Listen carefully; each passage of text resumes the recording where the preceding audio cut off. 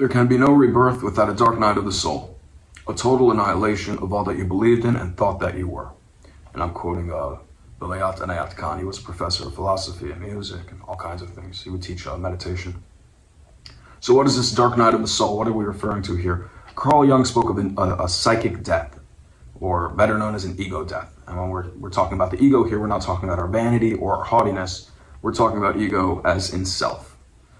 What we consider our personality or ourselves. So what does this feel like? What does it feel like to experience an ego death? Well, for me, the best example I could give would be, if you say a word over and over and over again, it starts to lose its meaning. It comes out different. It loses its substance. This is what I experienced in a different sense, not in the sense of the word, but in the sense of everything around me. You might look in the mirror and not recognize the face you see. You might no longer relate to the people around you, your friends and family. This might cause you to feel very withdrawn and isolated. So it's important to navigate this time period pretty carefully. It can be a very daunting time. What kind of things bring this about? The people I've spoken to that have experienced this, a lot of them experience this through psychedelics. That is not the only thing that could bring it. That was not my experience personally. Other things that can cause it is trauma or loss of a loved one, loss of a value. Something that you held as concrete is proven flimsy. That could be your very sense of self.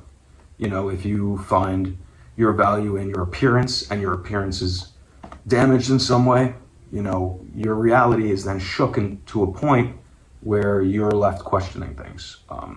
And you kind of get a glimpse behind this veil. Behind the veil. So it's not an easy time period. It's not necessarily easy to navigate, but what is the preface of this quote?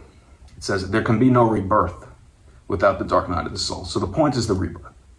The point is not what we're losing, the false identity, the image that we've conjured up or we've created, the things that we attribute value to that are now proven not as significant as we once thought.